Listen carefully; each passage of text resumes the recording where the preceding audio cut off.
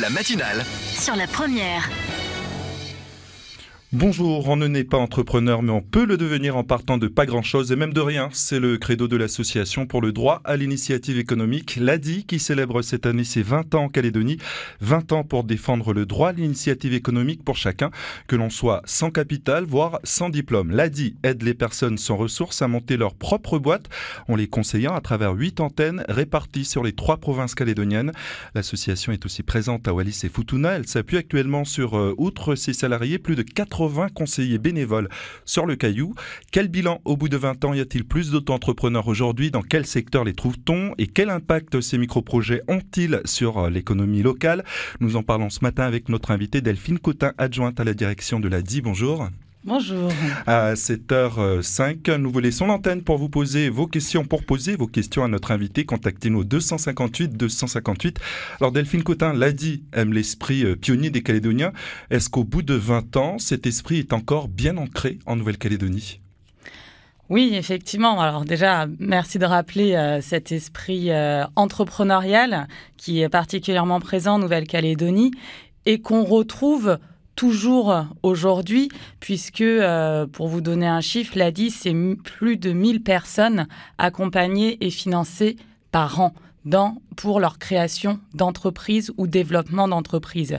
Donc cet esprit pionnier et entrepreneurial, il est toujours là, sauf qu'il doit être poussé, insufflé, développé, parce qu'il y a encore trop de Calédoniens et Calédoniennes qui n'osent pas se lancer dans la création d'entreprise. Alors justement, on va en parler tout à l'heure. Depuis l'implantation de l'ADI en 99 en Nouvelle-Calédonie, combien de projets ont été accompagnés? Ça a été plus de 8000 emplois créés ou maintenus par l'action de l'ADI. Est-ce qu'il y a un secteur qui se démarque en particulier? On va être sur les secteurs qui font vivre les Calédoniens. On est sur de l'économie locale.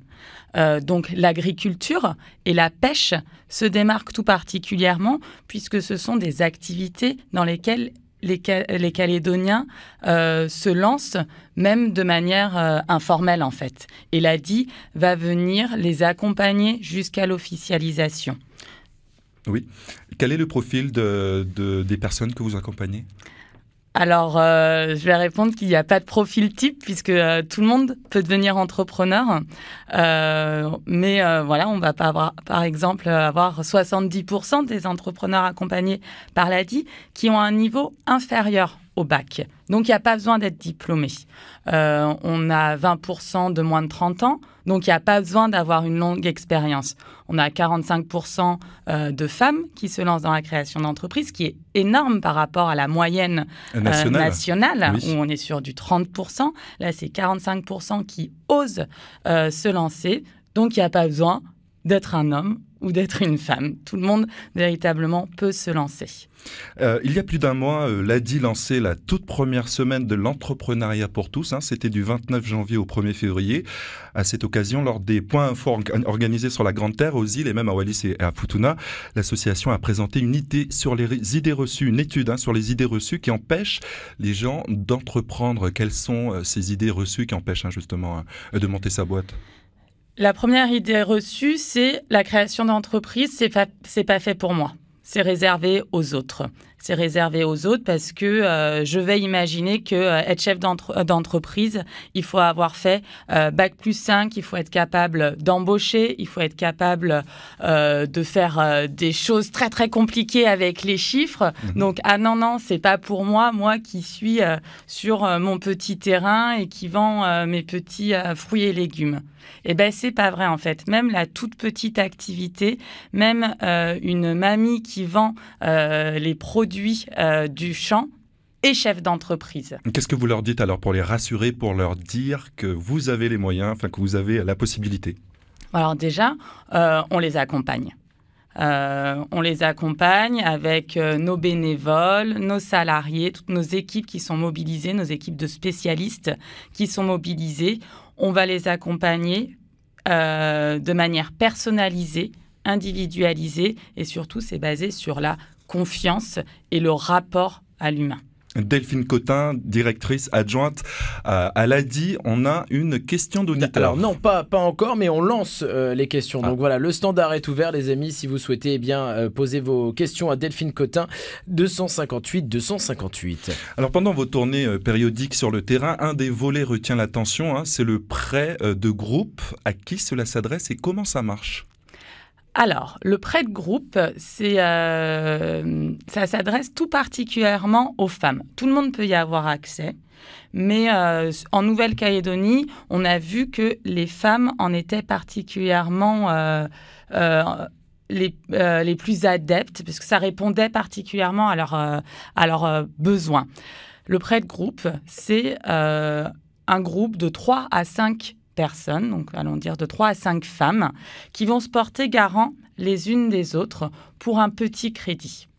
Donc elles peuvent soit être toutes dans le même secteur d'activité, toutes travailler dans le secteur agricole, et elles vont acheter un motoculteur, pour pouvoir développer ou faciliter leur travail dans les champs. Donc généralement, individuellement, elles ne peuvent pas emprunter pour avoir justement les outils nécessaires. Merci beaucoup. Ouais. Effectivement, c'est dédié aux personnes qui n'ont même pas accès au microcrédit de l'ADI parce qu'il faut un garant. Donc elles vont avoir parfois leur personne de leur entourage ne veut se porter garant pour elles, donc elles vont se porter garantes solidaires entre elles. Elles se serrent déjà les coudes dans la vraie vie, et bien là, elles se continuent à serrer les coudes au niveau financier. L'une peut être couturière pour acheter sa machine à coudre, l'autre peut être agricultrice et acheter ainsi un motoculteur, par exemple. Les lauréates de 2019, je dis lauréates exprès parce que c'est surtout des femmes qui ont... Eh bien, ce sont que des femmes. Ce sont que des femmes, alors qu'il y avait hommes et femmes qui étaient représentés, bien sûr, dans ce prix, mais toutes les femmes ont raflé tous les prix. Rappelez-nous les projets qui étaient présentés à ce moment-là. On a eu Gémina, qui est éleveuse de poules pondeuses à Lifou, Sophie, qui a un institut de beauté itinérant à Pointe-Dimier. On a Élodie, qui est pépinériste. Et Ingrid, qui a une crèche agréée petite enfance à Bourail. Alors là, on voit que c'est des projets totalement différents, hein, qui n'ont qui n'ont en commun que le financement de l'ADI. Exactement, ouais. Et en fait, parce que la création d'entreprises touche absolument tous les secteurs. Et c'est ça qui est magique, en fait, avec la création d'entreprises. C'est que tout le monde peut se lancer, quel que soit le secteur d'activité, quelle que soit la taille de l'activité. Et ça, c'est très, très important. Même une toute petite activité, c'est une entreprise. Et les personnes se disent « Oh ben non, moi, c'est une petite activité, je ne suis pas chef d'entreprise. » Si, vous êtes chef d'entreprise, même avec votre petite activité non déclarée. Quel impact ça a aujourd'hui, hein, les 8000, c'est ça, 8000 créations d'entreprises depuis 1999. Quel impact ça a sur l'économie locale aujourd'hui ? Alors déjà, vous l'avez dit, on est sur une économie locale. On est sur de la création d'emplois locaux. Et cet emploi local-là, c'est non seulement sur l'île, la Grande Terre et les îles Loyauté, mais c'est encore plus local, c'est-à-dire que c'est en tribu. C'est dans les quartiers. Et donc, les Calédoniens dynamisent eux-mêmes leur tribu, leur commune, leur province. Ils créent leur propre emploi et ils vont créer également de l'emploi pour les autres, puisqu'on va être souvent sur de la multi-activité. Par exemple, un producteur de vanille à Lifou fait également de l'accueil en tribu. Donc, on est sur de la multi-activité qui va faire vivre sa famille. Ce n'est pas seulement son emploi à lui, son entreprise à lui. C'est ça, est-ce qu'on a une idée de la création d'emplois que ces micro-projets ont pu générer ? Alors, on fait régulièrement notre étude d'impact en Nouvelle-Calédonie, pas sur l'ADI en global, mais sur la Nouvelle-Calédonie, on est sur 1,5 emplois créés. C'est-à-dire qu'une personne qui crée son entreprise crée non seulement son emploi, mais 0,5 aussi. Soit un entrepreneur sur 2 qui va embaucher ou créer un autre emploi. C'est souvent, comme vous le disiez tout à l'heure, des emplois familiaux ? C'est souvent des emplois familiaux, mais pas que.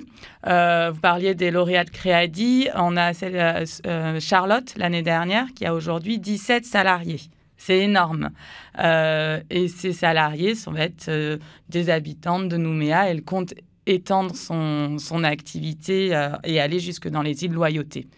Mais on a beaucoup, effectivement, d'emplois familiaux ou d'emplois de personnes qui habitent sur la même tribu. Alors, parfois, c'est des projets qui partent, qui ont déjà été, qui ont un petit début de départ. Par exemple, Gemina, qui est parti avec 20 poules il y a 2 ans et qui se retrouve avec 200 aujourd'hui. Voilà, exactement. Gemina, qui est de l'IFO, qu'on a reçu la semaine dernière dans l'émission Sur la natte avec David. C'est vrai, une superbe émission. Et oui, Gemina, comme la plupart de ceux qu'on accompagne, Gemina a démarré tout petit et s'est développé, s'est agrandi progressivement. C'est important de démarrer tout petit puisque du coup, on limite complètement les risques. On limite les erreurs puisque quand on fait une petite erreur, quand on est petit, c'est pas très grave. Quand on fait une très grosse erreur, quand on est plus gros, ça devient beaucoup plus embêtant.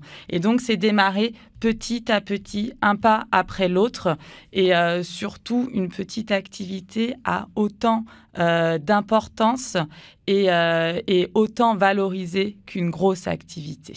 Aujourd'hui, l'ADI, est-ce qu'il y a des secteurs sur lesquels l'ADI voudrait plus apporter son aide? Alors, nous, ce qu'on veut, c'est que les Calédoniens et Calédoniennes dynamise vraiment l'économie du pays. Et donc, pour cela, c'est renforcer les secteurs d'activité qui font la fierté de la Nouvelle-Calédonie et qui sont stratégiques. Ça va par exemple être le miel qu'on peut exporter, la vanille également, la pêche qui permet une certaine résilience alimentaire. Voilà, ce sont toutes ces activités stratégiques de la Nouvelle-Calédonie. Une question au 258-258. Voilà, c'est ça. Nous avons Nathan. Bonjour Nathan.